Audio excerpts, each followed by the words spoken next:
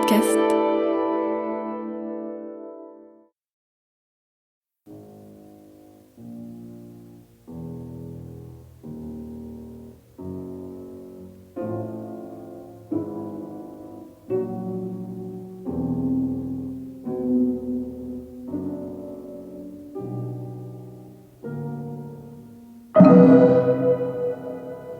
L'heure du mystère.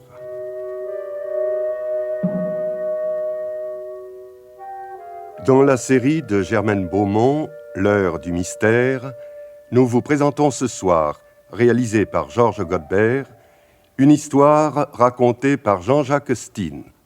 La main noire.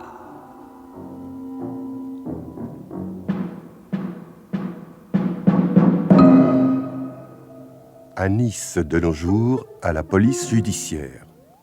Monsieur Jean Moissel ? Oui. Monsieur le commissaire Tourelle vous attend. Par ici. Si vous voulez entrer. Oui, merci.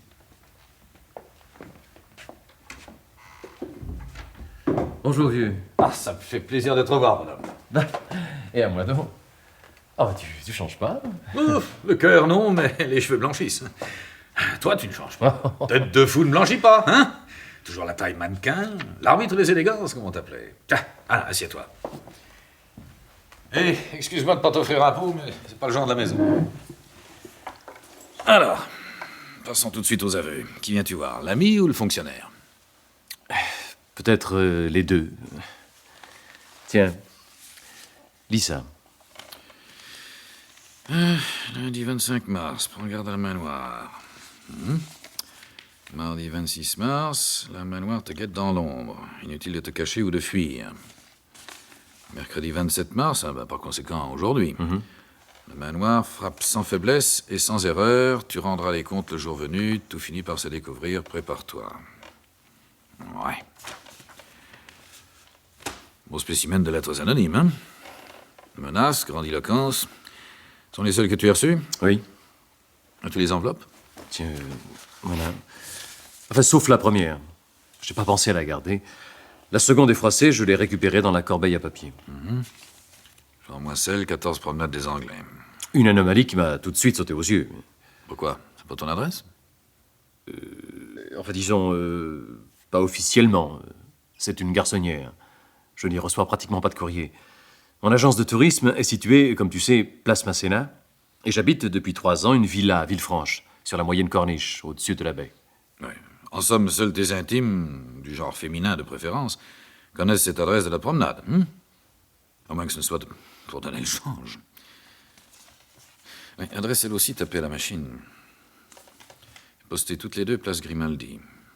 À proximité donc de ta garçonnière. Bon, ce qui ne veut rien dire d'ailleurs. L'expéditeur peut tout aussi bien habiter Simiès, Villefranche ou à 30 km à la ronde. Oui, c'est enfantin, je m'en rends compte maintenant.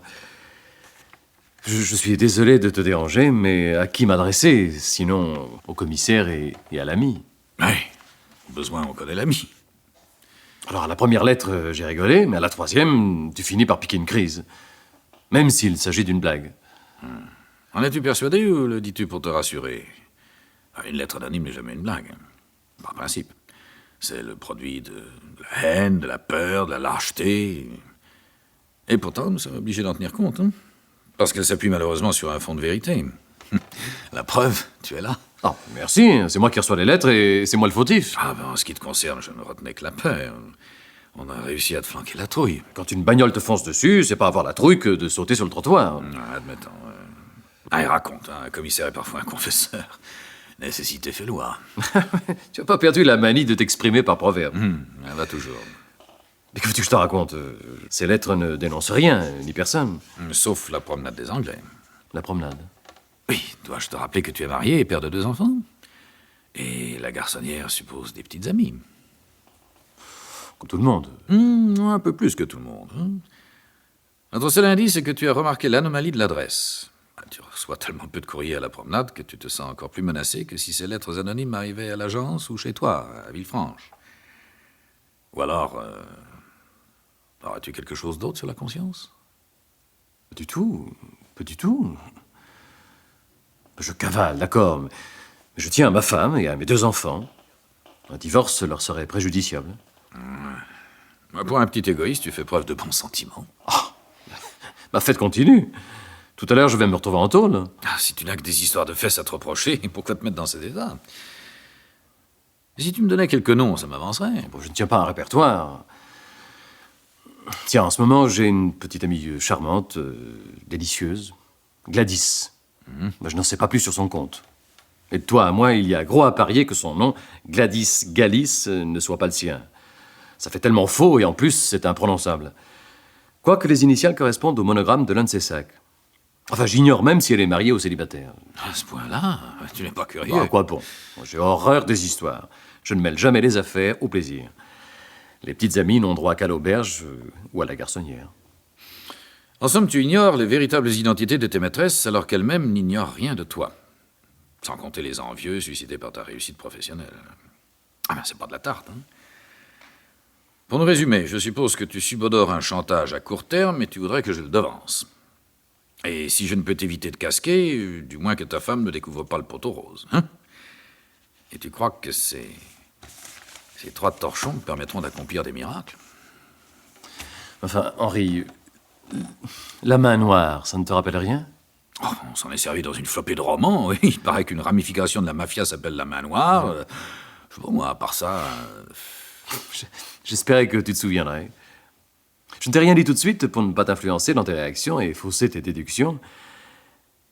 Mais la main noire, ça ne te rappelle vraiment rien? Je ne vois pas, non. À quel propos? Alors, dans ces conditions... Enfin, tu me promets de ne pas rigoler. Bah, toujours. Mais le lycée Jean Jaurès... Non? Oh, bah, dis donc, on ne peut pas dire que ça t'ait marqué. Nous étions une petite bande, 5 ou 6. Nous avions fondé le club de la main noire. Je m'en suis souvenu ce matin. Ah, mais oui, suis-je bête. Ah, ben même en parlant, tu vois, j'aurais pas fait le rapport. Mais oui, c'est loin, la main noire. Et de là, mon incertitude. Ou on me cherche des crosses, ou c'est la blague d'un ancien copain. Pourquoi veux-tu que l'un d'eux m'en veuille? Moi, je n'en veux aucun, ni à personne. Ah, c'est une coïncidence ou une piste. Voyons, qui appartenait à cette bande? Toi et moi, oui? Albert Cavaille, Pierre Guéraud. Ah, c'est drôle comme on se perd de vue en devenant des hommes. Les affinités ne sont plus les mêmes, hein? On se détache les uns des autres. Bizarre. Ouais, je n'en ai revu aucun, à part toi et ce pauvre René. Ah oui, René Provini. Ouais, il y a déjà plus de 10 ans qu'il était tué en Algérie. Ah, je ne l'ai jamais su. On m'avait parlé d'un accident de voiture. Il y en avait un autre avec un nom à consonance italienne. Vieto. Vietti. Non, Vietto, c'est l'ancien champion cycliste. Oui, c'est ça, oui. Vietti. Justin Vietti. Ben, je n'en vois pas d'autres. Et ben voilà. Voilà ta main noire reconstituée. Alors qu'en fait-on? 3 noms. C'est énorme, mais ça ne mène pas loin. C'est de toute façon la seule piste sérieuse qui s'offre à nous. Hein? Où sont-ils, nos 3 lascars? Sont-ils seulement encore en ville? Cavaille était monté à Paris un peu avant moi. Y est-il encore? Moi, je suis bien redescendu à Nice. J'ai aperçu Guéraud quelquefois, il y a un sacré bout de temps. Il était alors clerc de quelque chose, de notaire, je crois. Quant à Vietti, lui, je l'ai purement et simplement perdu de vue après le lycée. Ah, Guéraud et moi, nous avons été mobilisés ensemble. 2 ou 3 mois après, nos routes ont bifurqué. Vietti aussi, je crois, a été mobilisé en Algérie. Oui, moi également. Bon, si ça peut te rassurer, je la prends en main, ta main noire. Ah, c'est drôle, ça. Excuse-moi, ça m'a échappé. Même le meilleur d'entre nous fait de mauvais calembours. Hein? Bon, j'envoie d'abord ces 3 ordures au labo. Toi, tu t'installes là et tu me dresses une liste de ton ancien harem. Remonte aussi haut que ta mémoire le permet, même si elles n'ont pas connu la promenade. Et pas de galanterie inutile. Je me renseigne illico pour savoir si Guéraud, Cavaille et Vietti sont toujours dans le secteur. Ah, dommage que nous entreprenions une chasse à l'homme. Parce que ces conneries sont un bon prétexte à revoir les copains. La preuve, toi et moi. Ouais.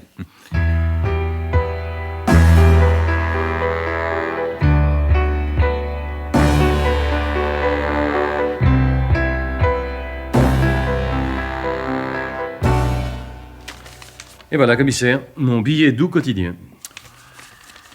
Jeudi 28 mars, la main noire te conseille de préparer ta défense. Tout est découvert, le jour du jugement est proche. Qu'est-ce qui peut être découvert? C'est d'un ridicule achevé. Ne t'énerve pas, ça ne sert à rien. On cherche sans doute à te pousser à bout.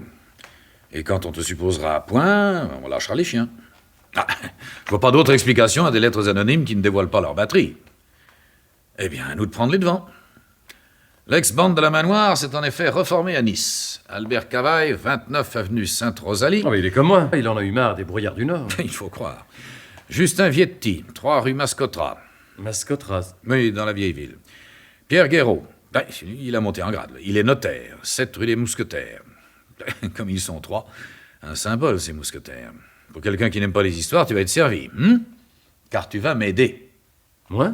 Comment? En les relançant sous un prétexte quelconque. Ne t'inquiète pas, simplement pour juger ce qu'ils ont dans le ventre.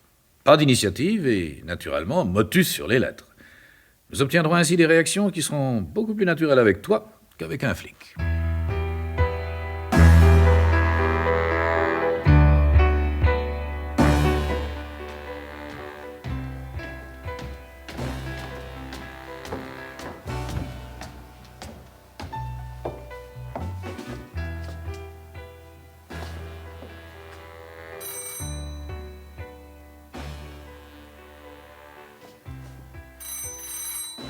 Voilà.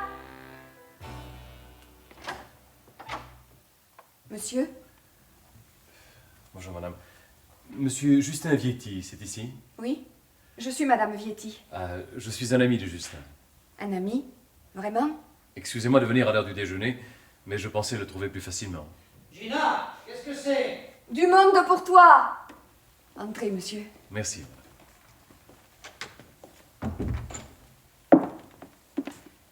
Monsieur, c'est à quel sujet? Vous vendez quoi? Jean Moissel. Tu ne me reconnais pas, Justin? Moissel? Jean Moissel? Au lycée, boulevard Jean Jaurès. Ah oui, je me souviens. Dans la pénombre, je te remettais pas. Et comment tu vas? Tu veux me voir? Et je retourne au travail, moi. Je t'accompagne. Tu es ton maître, toi. Tu n'as pas d'horaire. Tu cherches quelque chose? Mais non, je... Vous admirez le palace? En tant qu'ami, vous n'auriez pas des relations pour faire avancer monsieur? Gina, on t'a demandé l'heure. Allez, passe-moi mon veston, hein. Ça vaudra mieux.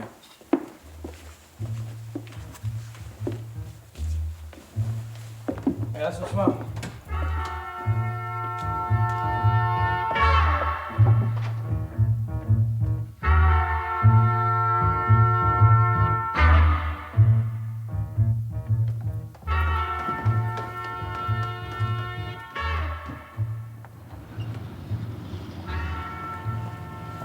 Alors, où travailles-tu?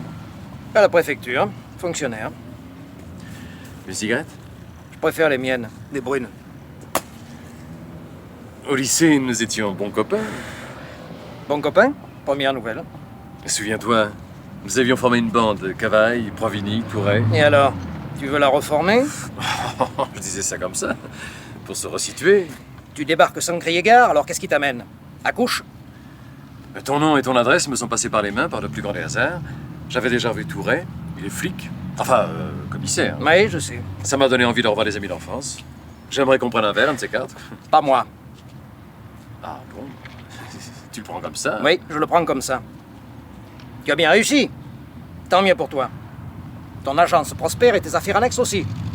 Tu vois, je suis mieux renseigné sur ton compte que toi sur le mien.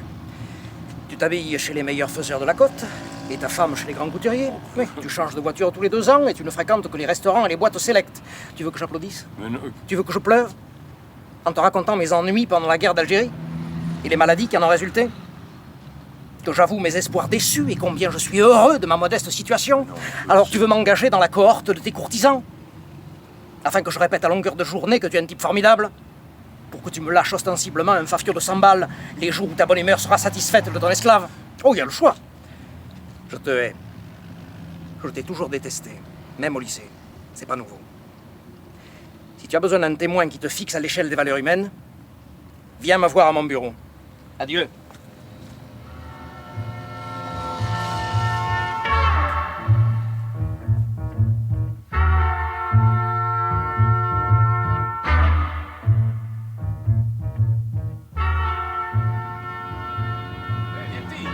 Vietti! Touret! Oh, par exemple. Eh ben, décidément, c'est le jour. Ou alors, c'est pas une coïncidence? je croirais que tu nous suivais. Ouais, ben ne cherche pas à comprendre. À moins que tu ne viennes toi aussi mesurer où tu en es. Je vois pas ce que tu veux dire, mais c'est sûrement pas une amabilité. Bon, à ton aise, je viens voir le fonctionnaire ou l'ami, c'est selon. Et je dois répondre au commissaire ou à l'ami? À toi de choisir. Fais ce que tu dois et advienne que pourra, comme on dit. J'ai rien à me reprocher. Bah, t'es accusé. Non. Non. Moissel et toi, coup sur coup. Bon, pouvons-nous parler dans ton bureau ou dans un endroit tranquille? Alors, mon bureau, je préfère.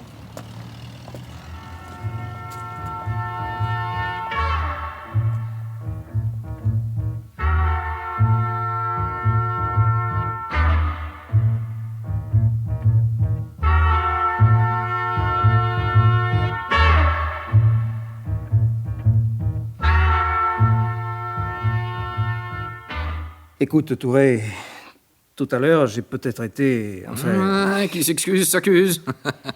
Passons. Et cesse d'en vouloir à la terre entière. À chacun son lot de misère, à Moissel comme aux autres. Non, celui-là... Oh, il marche bien. Que te voulait-il à l'instant? Remuer des souvenirs d'enfance. Tu le défends ou quoi? Oh, tu es un mauvais coucheur, Vietti.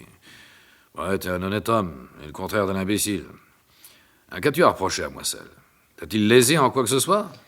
Nous avons tous été mobilisés en Algérie, avec plus ou moins de chance, quoi, comme à la guerre. Moissel, sous ses grands airs de brasseur de millions, est un naïf. Il est en train de découvrir que la vie n'est pas forcément belle pour tous, qu'elle est pavée de bombes à retardement, et qu'il y a toujours un bon copain pour s'esclaffer quand vous sautez. J'ai l'impression que Moissel nourrissait une autre intention que celle de remuer des souvenirs d'enfance. Non, c'est pas une impression. Il avait nettement une arrière-pensée. Et pour cause. Et quelle arrière-pensée? Ah, ça, va savoir. Bon, je peux te convoquer officiellement. Nous sommes fonctionnaires tous les deux, ne me fais pas regretter de venir en ami. Ah, ça, c'est formidable. Tout à l'heure, on me collera au trou. Va continuer à jouer les barrières et ça te prend au nez. Alors, je pourrais en dire long sur ton protégé, et tu tomberais de haut. je ne protège personne. Je cherche la vérité.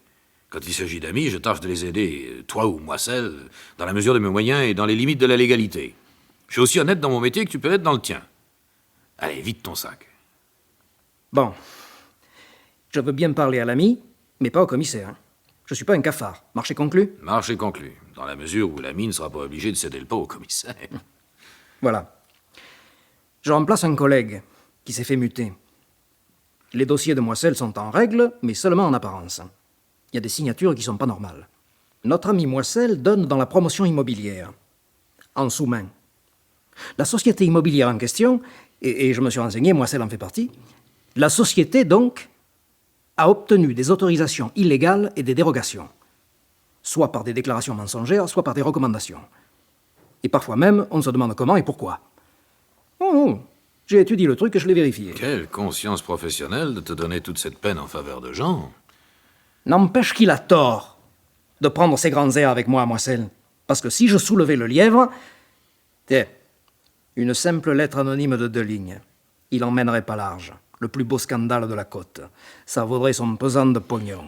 Et quelques années de tôle pour délation anonyme et chantage. Ah, bien sûr, bien sûr. La loi est toujours à sens unique. À ton avis, pourquoi est-il venu me relancer?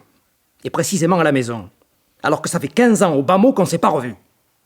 Jusqu'à nouvel ordre, j'enfonce tes confidences dans ma poche avec mon mouchoir par-dessus. Mais à toi, comme à Moissel, avertissement sans frais. Tenez-vous tranquille. Et en plus, je te donne un conseil gratuit. Quand on n'a pas ce qu'on aime, il faut aimer ce qu'on a.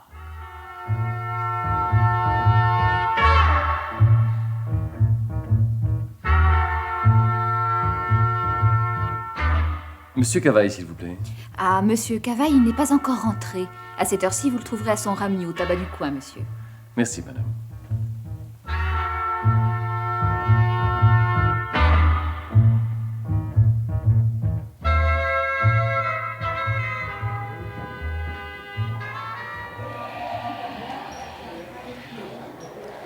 Jean, sacrée vieille branche. Je te présente Gaston et Auguste. Auguste Tapia. Enchanté, messieurs. Auguste, Bonjour. mon ami d'enfance, Jean Moissel. Serre-moi la paluche, vieux frère. Assieds-toi là, vieille branche, sur la banquette à côté de moi. Fais-toi servir ce que tu veux. André! Monsieur. Et autre tomate. Ah bah tiens, moi aussi. Et toi, Auguste? Ah non, non, ça va comme ça, merci. Non, non, bon. Alors, 2 tomates, André. 2 tomates, 2. Et une 3e pour Gaston. 1 minute, vieux frère, et je suis à toi. Le temps de soulager Auguste de quelques menus monnaies. Je suis vachement content de te voir, petit. Ça fait une paye qu'on s'est perdu de vue. Tu es sapé de première, ma vieille branche. Ah bah tu n'as pas l'air de te plaindre non plus. Ah, les affaires sont belles, la vie est belle. Et qu'est-ce que tu fais exactement? Devine un peu. André, ça y est, ces tomates? Ben je ne sais pas, moi, tu... représentant? Tu es psychologue, oui, mais dans un truc propre et odoriférant, la parfumerie. Ah, tout de même, André, à la nôtre. En attendant, petit père Auguste, je te possède encore. Hein? Ami. Ah, c'est pas permis un pot pareil, hein. Ah, dommage que t'es pas marié, parce que tu serais sûrement cocu. Hein. Et j'y aiderais, moi. Ah, bon, combien je te dois avec Oh, ça? tu ne seras pas encore ruiné cette fois. En gros, ça fait 8 francs, et je garde les godets à mon compte. Ah, non, y a pas de raison, hein. Chacun sa tournée. Bon, moi. ça va, je te dis, à bout de 8 francs. Bon, ouais, chicanons pas. Allez. Allez, voilà 10 balles. Garde la monnaie, hein. Allez, salut, Bébert. À demain, hein. Monsieur... Au revoir, monsieur. Salut, Auguste. À demain. Tu vois, petit, j'ai pas mal bourlingué, mais dans le fond, je suis content de jeter l'encre au pays. De tous les anciens potes, tu es le premier que je revois. Ah bah, parole, je t'ai moins perdu de vue que tu ne crois. Ça t'épate. Quelle bagnole. Si l'appartement du building de la promenade est en rapport, balcon terrasse sur la mer, chapeau. Mais es-tu représentant ou détective? Ne te fâche pas. Tu sais ce que c'est? C'est bien toi, l'agence Place Masséna. Oui. Depuis mon retour, j'ai toujours voulu entrer de serrer la paluche et j'ai toujours remis. Un pote qui réussit, ça fait plaisir. On a laissé tant de minables en route. Oh, les autres, je ne sais même plus ce qu'ils sont devenus. Il y a Touret. Il faudra que je le relance. Le commissaire, ça peut toujours servir. Bon, bah, c'est pas tout ça. On dîne ensemble. Ah non, hein? non, Ah non, si, non, si, si, si. Ah si, ça j'y tiens. Non, je- Et pas de rouspétance. On ne se lâche plus, hein? On va passer la soirée ensemble, d'accord?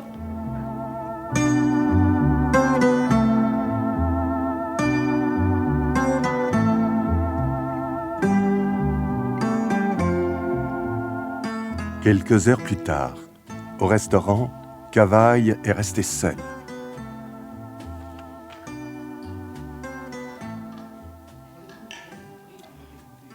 Qu'est-ce que je vois là?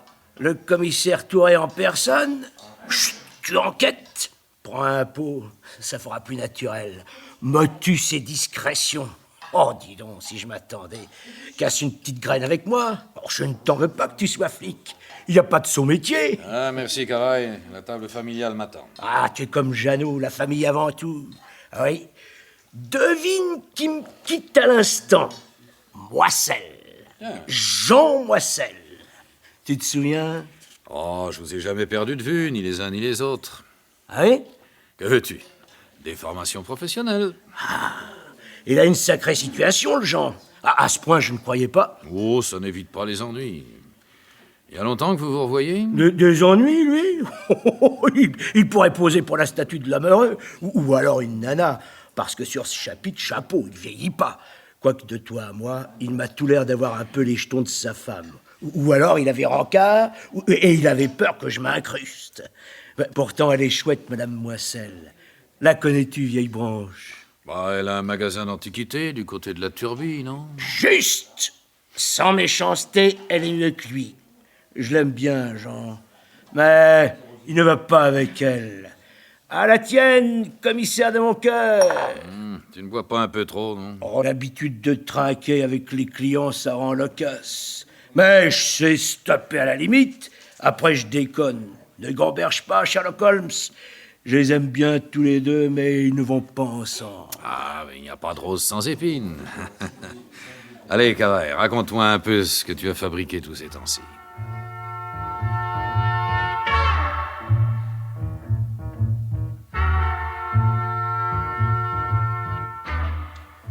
Et voilà, commissaire. Demandez les dernières nouvelles du jour. Toutes fraîches du matin. Vendredi 29 mars. La main noire a des frais. Prépare 50 000 francs en petites coupures. La main noire te dira pourquoi tu casques et où et comment les verser. N'avertis pas la police. À bon entendeur, salut. 50 000 balles. 5 briques anciennes. Où veut-on que je les trouve? Ah, à ta place, je m'inquiéterais plutôt de ce qu'on te reproche. Allez, si tu te déboutonnais, on y verrait peut-être plus clair. Mais qu'est-ce que tu veux que je te raconte? Tu me fais marrer. Je commence à en avoir ma claque. Au début, je rigolais, maintenant, je me retourne dans la rue. Oh, ne t'inquiète pas, t'as un ange gardien. Ah, parce que je suis... Ah, il vaut mieux prévenir que guérir. On nous reproche assez de nous remuer après coup. Au sujet des flics, des pompiers, des hôpitaux, le public ressemble à la femme de Courteline, dont il disait « Elle voit toujours ce qu'on ne fait pas pour elle et jamais ce qu'on fait. » Il y a également une planque à ta garçonnière de la promenade, à l'agence et à ta villa. Quant à nos amis de la main noire, eh bien, ils sont logés à la même enseigne. Oh, tu peux te vanter d'utiliser mes effectifs. À propos, tu as encore Guéraud à visiter. Un notaire, ne crois-tu pas que ce soit du temps perdu? Il ne faut pas négliger la moindre des choses. Ça t'occupera l'esprit. Remarque que l'amabilité d'un notaire facilite les rapports. Ciao. Ciao, commissaire.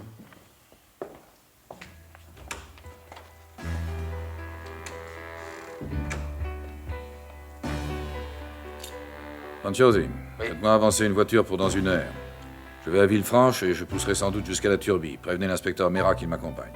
Compris, monsieur le divisionnaire.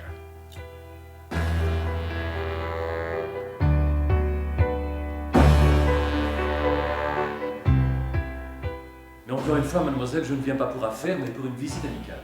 Annoncez-moi à Maître Guéraud, vous verrez bien. Attendez un instant au salon, monsieur. Je vais voir si Maître Guéraud est là. Enfin, je veux dire s'il vous recevra. Qu'est-ce que c'est, Janine? Madame, c'est une visite pour Maître Guéraud. Enfin, j'ai eu beau répéter à ce monsieur que l'étude était fermée à l'heure du déjeuner. Il prétend que Maître Guéraud est un ami et qu'il le recevra malgré leur indu. Oh, c'est trop fort, hein, le sans-gêne des gens. Bon, bah c'est bien, je m'en occupe.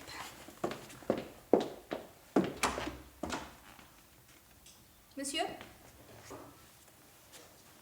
Toi? Gladys, Oh, mais tu n'es pas fou de venir ici? Tu m'as suivi? mais comment... Tu es la femme de Guéraud? Oh, ben ça c'est complet. Mais comment voulais-tu que je devine? Oh, mais elle est forte, celle-là. Enfin, me l'as-tu jamais seulement demandé? Mais oui, au début. Si tu avais répondu Guéraud au lieu de dire Galice, aujourd'hui je ne débarquerais pas ici à l'aveuglette. Et Gladys, tu aurais pu choisir moins ridicule. Non, c'est bien le moment de chicaner. Gladys, c'est mon prénom et j'y tiens. Ça fait vedette américaine. Et Galice, mon nom de jeune fille. Bah, je me complique déjà assez la vie avec toi sans par-dessus changer de prénom. Je ne m'y serais jamais retrouvée. Non, et puis va-t'en, hein, je te téléphonerai. Mais surtout pas. Ça semblerait louche, hein, la soubrette. Non, j'ai vraiment besoin de voir ton mari pour affaire. Non, je ne te crois pas, va-t'en. Mais de quoi tu peux? Je t'en prie, va-t'en. Va-t'en avant qu'il ne soit trop tard. Se doute-t-il de quelque chose à notre sujet? Non, mais il est d'une jalousie maladive et d'une grande violence en dépit des apparences. Oh, je t'aime, Jean. Je ne veux pas te perdre. À te voir là, dans ce salon, ça m'a tellement saisie que j'en suis toute retournée. Enfin, j'ai peur qu'ils ne comprennent à ta vue. Allez, sois gentil, va-t'en. Enfin, il y a d'autres notaires. Gladys, où es-tu? C'est malin, hein, tu as gagné. Au salon, mon ami. C'est vraiment ton prénom, Gladys? Ah ben vrai. Nous avons une visite, m'a dit Janine? Oui, pour toi, mon ami. Oh, par exemple, Jean Moisset. Soi-même, en personne. Oh, ma chérie, je te présente Jean Moisset, un ami d'enfance. Enchantée. Moi de même, madame. Tu es certainement la dernière personne que je m'attendais à voir ici. Pour une surprise, c'est une surprise. N'est-ce pas, cher ami? Oui, mon Dieu. Mais Jean, quelle mouche te pique au bout de 10 à 12 ans? À la recherche de souvenirs perdus? Non, non, j'ai tout bêtement besoin de consulter un notaire. Ben, assieds-toi au lieu de rester debout comme une chandelle. Oh, c'est idiot, je suis ému comme un gamin. Notre jeunesse qui surgit.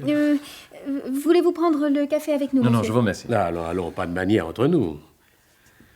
Dis-moi, l'agence Moisselle, c'est toi? Oui, j'ai eu parfois l'envie de te déranger. Tu aurais dû. Cela aurait évité... Éviter quoi? La surprise d'aujourd'hui. Vous auriez renoué des relations plus tôt. Chérie, tu veux nous servir un cognac? Non, ça, je ne voulais pas vous déranger. Quel type tu fais? Tu surgis tel un diable hors de sa boîte et tu as scrupule à nous déranger. Eh bien, j'ai tellement vieilli que tu me regardes ainsi. Mais tu plaisantes? Pas du tout. Ah, ben, toi, tu es resté d'une telle jeunesse, quelle sveltesse, quelle élégance. Ah oui, avoue que ma femme t'étonne. Mon Dieu, oui, je ne cache pas mon admiration. À cause de la différence d'âge? Oh, je ne me permettrai pas. Pourquoi ça se voit? Je suis son aîné de presque 10 ans. J'ai de la chance, j'ai épousé une perle. Je n'en doute pas. Enfin, monsieur Moissel t'imaginait encore célibataire? Oui, oui, c'est assez surprenant. Il n'y a pas à avoir honte de son bonheur. Enfin, n'est-ce pas, Jean, que ma femme est ravissante. Oh, écoute, mon ami, tu me gênes. Oui, tu as des façons. Chère madame, on croirait vraiment que votre mari me pousse à vous faire la cour. Mais un mari est toujours flatté par les succès de son épouse. On envie toujours la femme des autres. Les hommes aspirent à jouer les Don Juan, à séduire, à prendre la femme d'autrui pour que les autres hommes les jalousent. Mais ils n'aiment pas du tout qu'on leur prenne leur propre femme. Moi, je n'aimerais pas du tout qu'on me vole ma femme. Enfin, je ne cherche pas non plus à voler celle des autres. Ne vous formalisez pas, monsieur Moissel. Mon mari a des idées très arrêtées et il n'a de cesse de les faire adopter par ses interlocuteurs. Mais avec ces digressions, nous oublions le principal. Pas ce qui nous vaut l'honneur de votre visite, cher monsieur. Les affaires.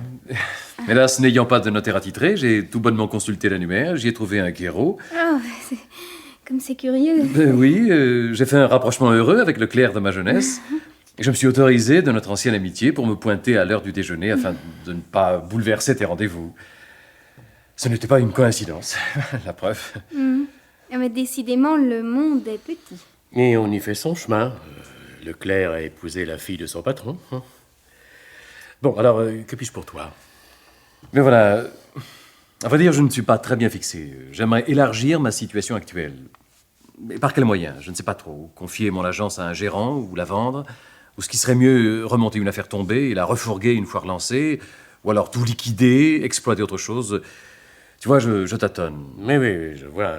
Et tu cherches dans la même branche? Non, pas forcément. Je n'ai pas toujours été dans le tourisme. Et ce café, ma chère? Ah ça, le café de Gladys est une petite merveille. Accorde-nous ce plaisir, ma chérie. Confectionne-nous un café irlandais en l'honneur de la visite de notre ami. Mon vieux Jean, quand tu viendras déjeuner, tu apprécieras le cordon bleu. 10 étoiles, au moins. Alors, ma chérie, va, ne te presse pas. Et que ce soit une réussite. Oh non, Pierre exagère. Enfin, je m'en voudrais. Mais prends ton temps, à 5 minutes près. Allez, va, mon amour, va vite. Bien, bien. Eh bien, puisque mon mari insiste, tant pis pour vous. Hein. Vous vous rattraperez sur l'alcool sec, qui n'est pas de ma fabrication. Va, mon chéri, va.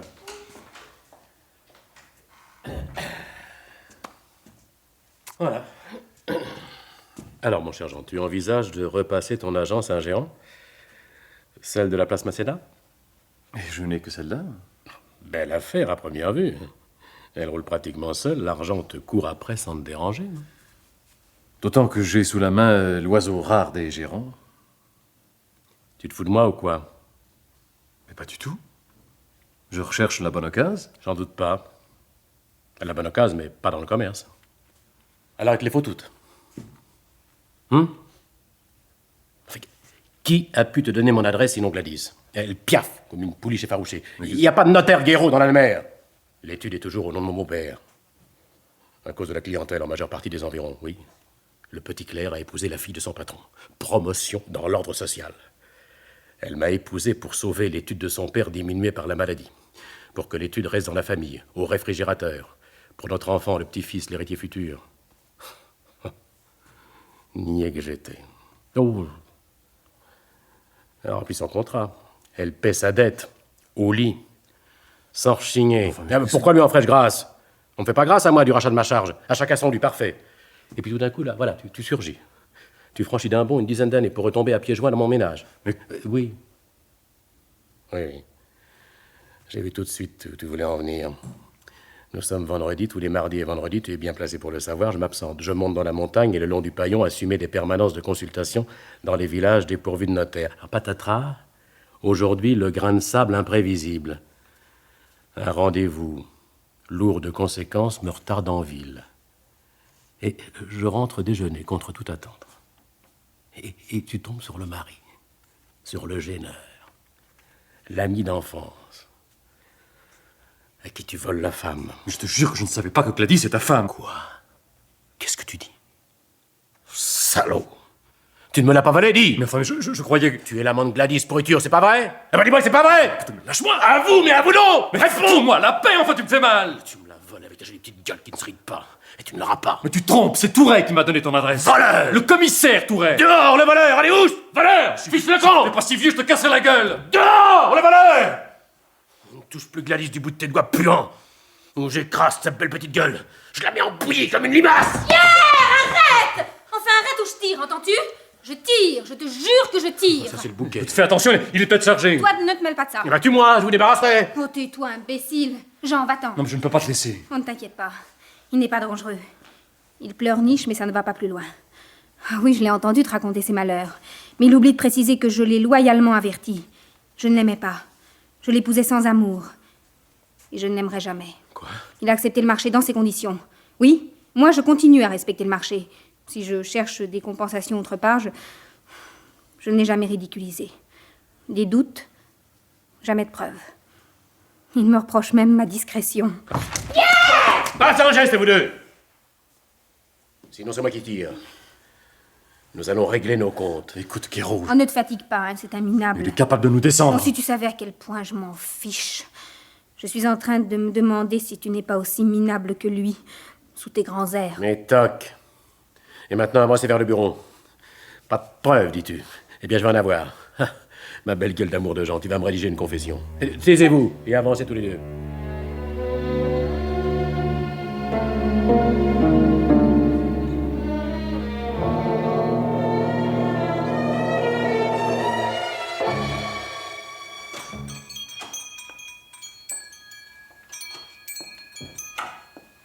Ah, chère Madame Moissel, votre magasin est un véritable petit musée. Je ne regrette plus de venir vous y relancer. Cependant, vous voudrez bien m'en excuser. Vous plaisantez? Mais dois-je m'en montrer ravie? Vous êtes policier, c'est la première fois que vous venez jusqu'à moi. Je dirais pas par quatre chemins, il s'agit de Jean. Tiens. De quoi l'accusez-vous? Pourquoi voulez-vous que je l'accuse? Vous êtes un ami de Jean, vous êtes commissaire divisionnaire. Je pense qu'il ne s'agit pas d'un simple excès de vitesse. J'aimerais que ma démarche reste entre nous jusqu'à plus ample informée. Je vous suppose femme à ne pas vous affoler. Je ne comprends pas. Je vous dirai donc tout de go que Jean a reçu des lettres de menaces. En conséquence, nous vous surveillons, vous et vos enfants. Mais rassurez-vous, simple opération de routine. Connaissez-vous des ennemis à votre mari? Qui n'en a pas? Toutefois, je reconnais que Jean manque de scrupules. Sa morale en affaires découle d'un principe simpliste. Tous les moyens sont bons pour réussir. Partant de là, il ne faut pas s'étonner qu'on veuille le faire chanter. Je ne vous ai pas parlé de chantage.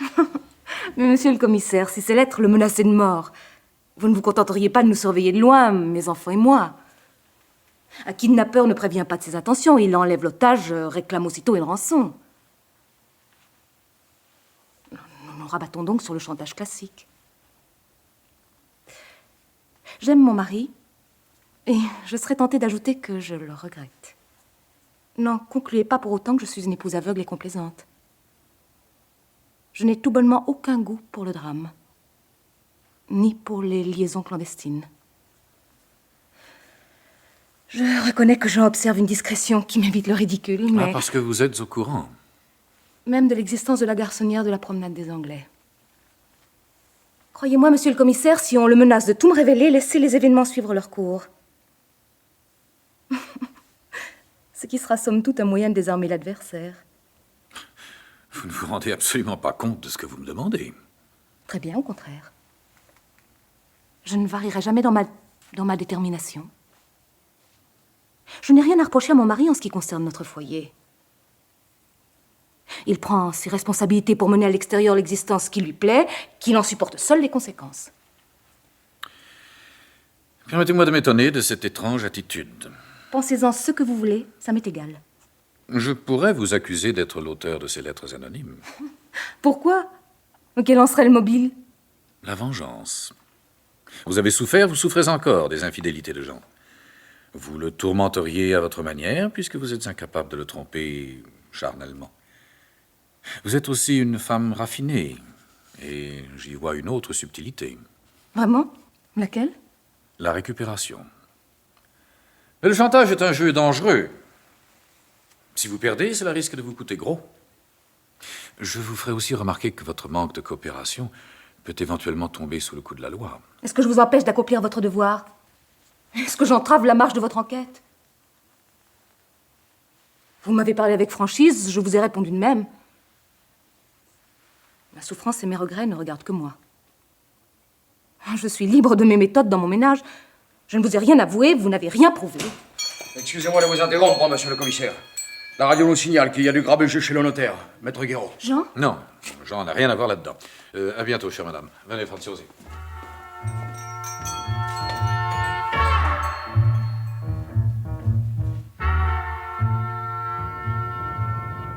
On manque de précision, monsieur le commissaire. D'après Raymond, qui filait Moisselle, Guéraud se serait enfermé dans son bureau avec sa femme et Moisselle. La petite bonne a été chercher le premier clerc. L'étude est dans le pavillon. Parce que son patron menaçait les deux autres avec un revolver. Sans ouvrir, le notaire les a envoyés aux pelotes, ce qui les a incités à alerter le commissariat. On en est là. Allô, Franziosi. Oui, Oui, il y a du nouveau. le patron est à l'écoute. Oh, ça a mal tourné, patron. Il y a eu des coups de feu. On a embarqué 2 cadavres, un homme et une femme. Qui est l'homme? Je ne sais pas encore. J'arrive. Plus vite, Franziosi.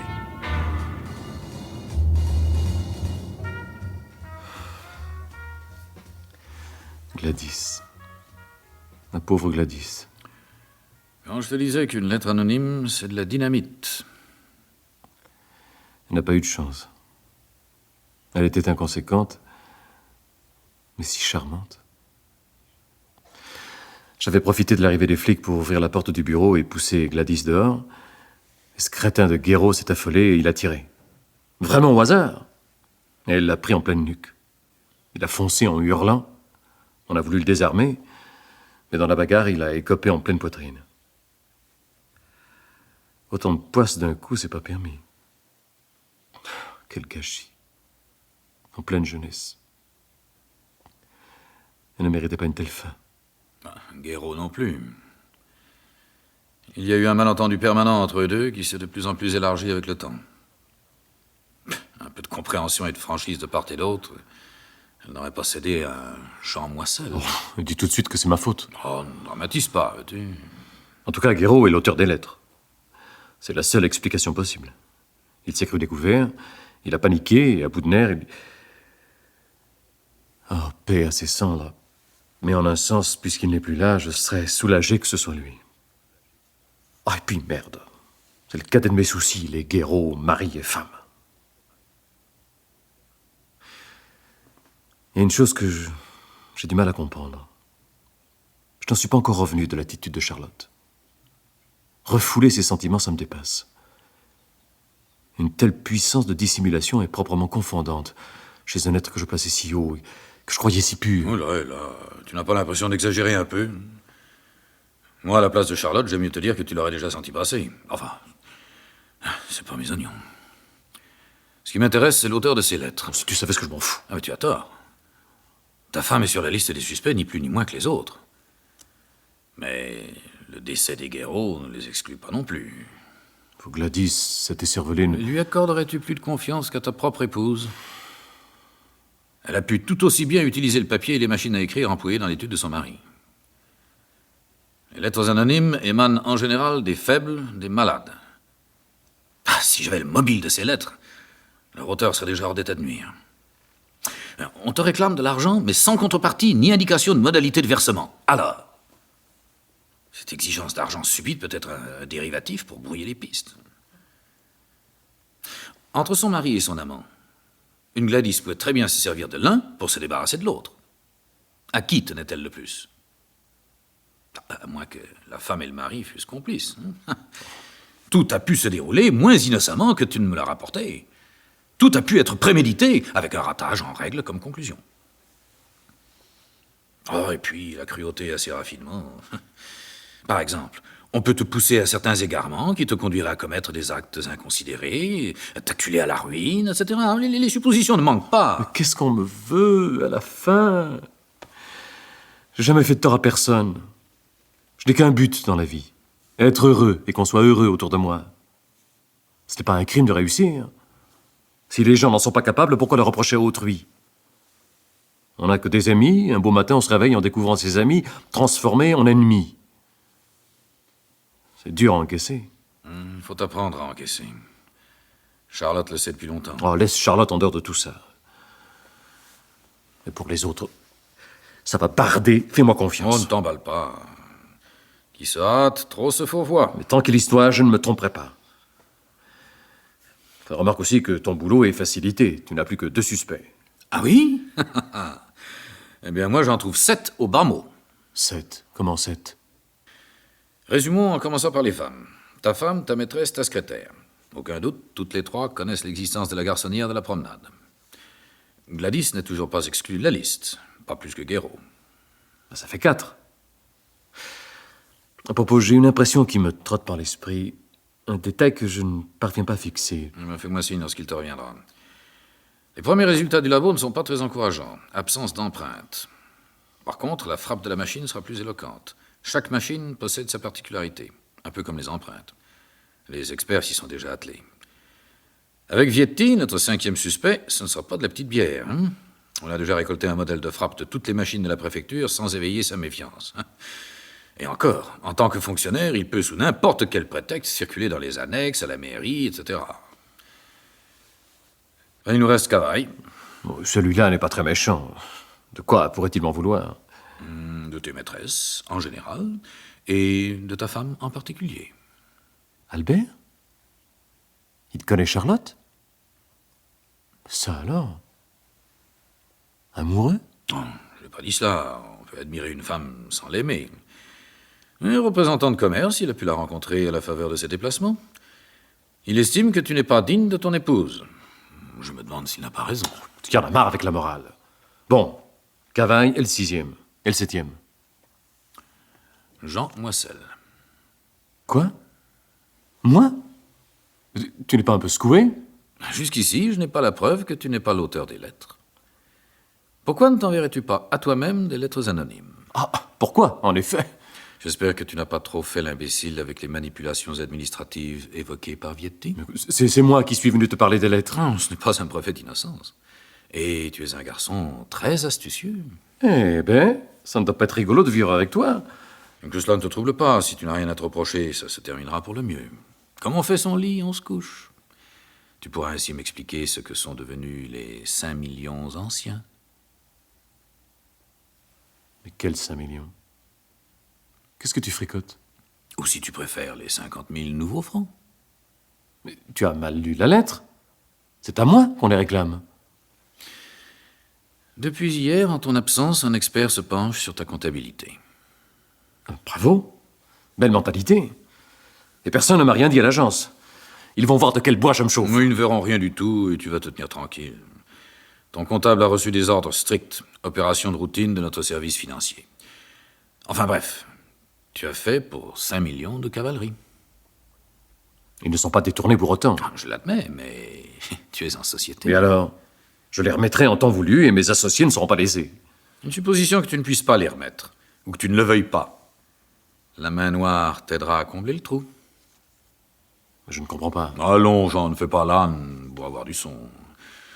Tes associés sont au courant des passe-droits par lesquels tu as décroché certains permis de construire. Un chantage ne les étonnera pas. Mieux vaut perdre 5 millions sur les bénéfices que de tout perdre. Et comme tu te fais chanter toi-même, tu as récupéré les 5 millions à bon compte. Ce n'est pas vrai.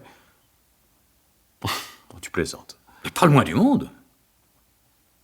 Ça, toi, un ami? C'est plausible ou non? Réponds. Oui. Donc, tu es le 7e suspect.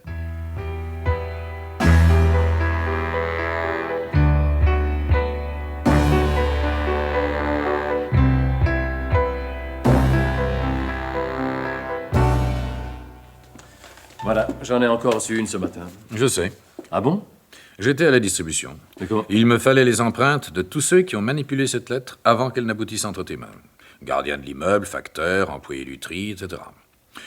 Jusqu'ici, il n'y a pas d'empreintes sur le papier, mais les enveloppes en sont truffées. Puisque tu l'as lu, tu sais de quoi il en retourne. Et l'inviolabilité de la correspondance. La saisie de correspondance ne peut être décrétée par certains magistrats que dans certains cas précis. Fais voir. Samedi 29 mars, la main noire t'adresse un dernier avertissement. As-tu préparé l'argent? L'échéance approche. Celle-là aussi, j'ai pu me l'envoyer, non? Peux-tu me prouver le contraire? Comme pour les Guéraud. Dès le matin, on groupait dans une même corbeille le courrier à expédier sans distinction entre celui de l'étude et celui de la maison. Cette lettre a donc pu être déposée dans la corbeille avant midi, autrement dit, avant le drame. Et parmi le personnel, chacun assumait à tour de rôle la tâche de poster ce courrier selon ses disponibilités de la soirée. Ce qui peut expliquer a priori les différentes oblitérations, compte tenu de chaque domicile. Allez, bon dimanche, va, et ne te mets pas martel en tête.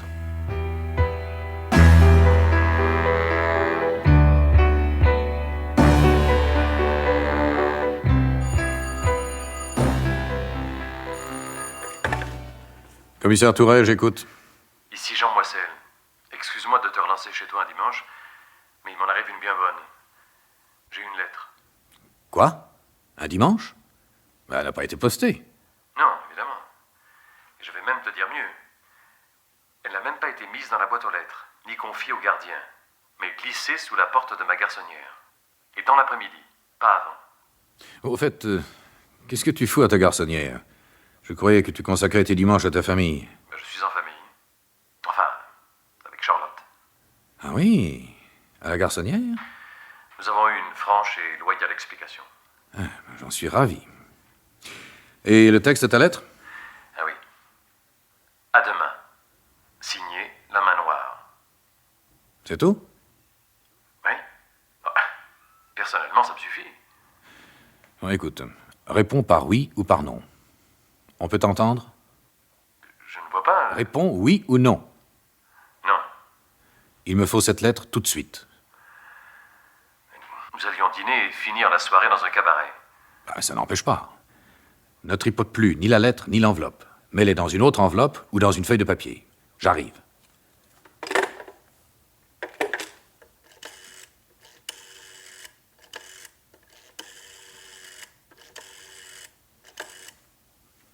Fantiosi, j'avais peur que vous ne soyez sortis.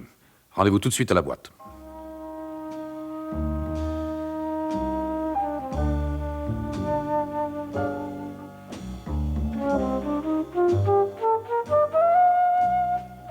Jean! Ah, ça, par exemple! Jolie personne. Ma femme, Charlotte. Elle est jolie quand même. Albert Cavaille. Ah, nous nous connaissons. Ah oui? Oui, oh, mais très peu. Le mufle. Comme il a peur que je le compromette. Monsieur Cavaille est représentant en parfumerie. Chaque fois qu'il vient à la parfumerie contiguë à mon magasin de la Turbine, il ne manque jamais de me dire un petit bonjour. Depuis qu'il a découvert que nous sommes mariés. Voilà, formidable. Elle est formidable. Veux-tu que je te dise, elle est trop bien pour toi. Oui, d'accord. Tu lui conviendrais mieux que moi. Mais comme il est minuit passé, nous sommes vanés et nous allons coucouche-pailler. Oh, ma vieille branche, tu me fais pitié pour quelqu'un qui organise des réveillons surprises et autres voyages de nuit. Oui, allez, à une autre fois. Tu viens, Charlotte? Attendez-moi, mais je vous raccompagne.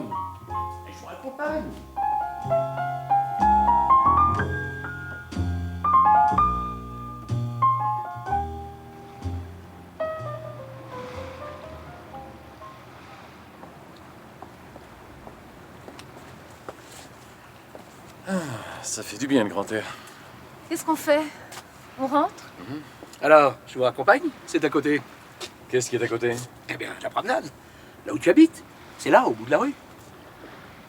Mais ça y est. J'ai compris. Pauvre crétin! Guéraud et Gladys sont morts. Mort? Et qui est Guéraud? Et la main noire, ça te rappelle rien? Pardon? Je te le mens pas, je t'écrase. C'est toi qui les as tués, salaud! Arrête, Jean! Ah, mais il est complètement siphonné. Me louffe à plein tube. Mais les menaces de mort, ça aussi, je suis louffe à plein tube! Marrant, ma vieille branche. Tu veux que je te dise? Tu es un foireux. Lâche-le, Jean, lâche-le! Monsieur Cavaille, rentrez chez vous! Marrant, toi et ton père. Tu es un pauvre mec, dans le fond. Mais arrêtez tous les deux! Ne mêle pas de ça, Charlotte! Il a besoin de te dérouiller! Hein, c'est toi les lettres, hein? C'est toi, réponds! Mais c'est moi qui vais te la casser, ta jolie petite gueule. Secours, Alain! Mais t'as commis une erreur, saloperie! On ne m'écrit jamais à la promenade! J'invite pas! Enfin, C'est pas Léo, arrête, secours! mais tu es fou, mais lâche-moi, mais tu n'as rien compris, lâche-moi, mais... Lâche-le, Jean, tu vas le tuer! Tu m'y prends! Bah, tu voulais du pognon pour crâner, hein, pauvre cloche! Est-ce ma faute si j'ai réussi? Et si t'es un raté? Est-ce ma faute si je suis beau et si tu es laid? Lâche-le, Jean! Mais pourquoi? Pourquoi m'en veux-tu, hein? Pourquoi? Ça suffit, Jean! Ça suffit! François, vite, une ambulance!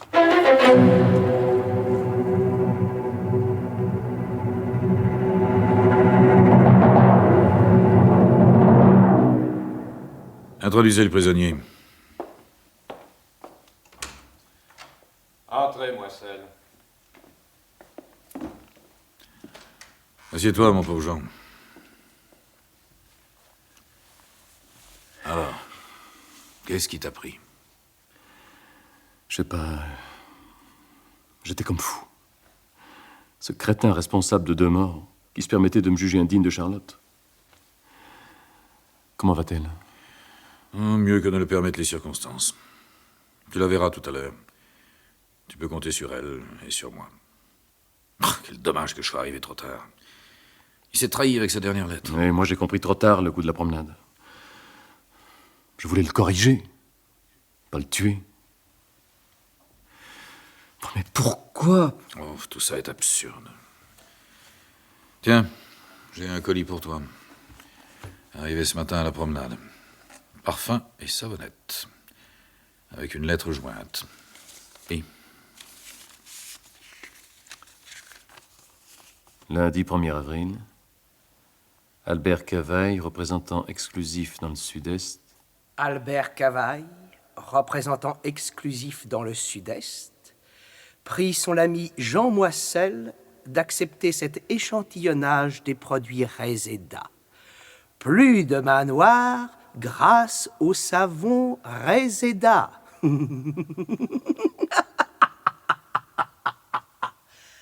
Poisson d'avril. Poisson d'avril. Oh, c'est pas vrai. Oh, le sinistre imbécile. Mais pourquoi à moi? de l'ancienne main noire, tu es le seul marqué sur son carnet. Un beau gâchis. Moi-même, j'étais loin de m'attendre à pareille idiotie. 3 morts, dont la sienne. Pour une blague de poisson d'avril.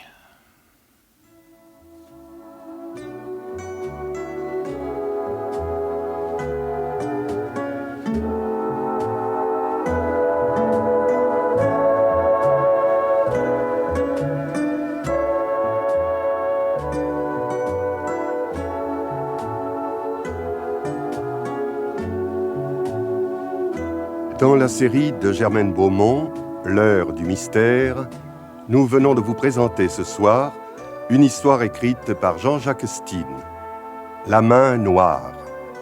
Voici quelle en était la distribution. Jacques Toja était Jean, Yves Brinville, le commissaire Touret, Gaston Vacchia, Albert Cavaille, Pierre Delbon, le notaire, Agathe Natanson, Gladys, sa femme, Roger Crouzet, Vietti, Monique Thierry, Madame Vietti. Avec, dans les autres rôles, les voix de Robert Deslandes, Jacques Maire, Annick Berthaud. Et, dans le rôle de Charlotte Moissel, Nelly Borgeot. Bruitage et ambiance, Jean-Jacques Noël. Chef opérateur du son, Sam Nieswiski. Collaboration technique, Chantal Gâteau. Assistante, Nicole Valleron. Réalisation, Georges Godbert.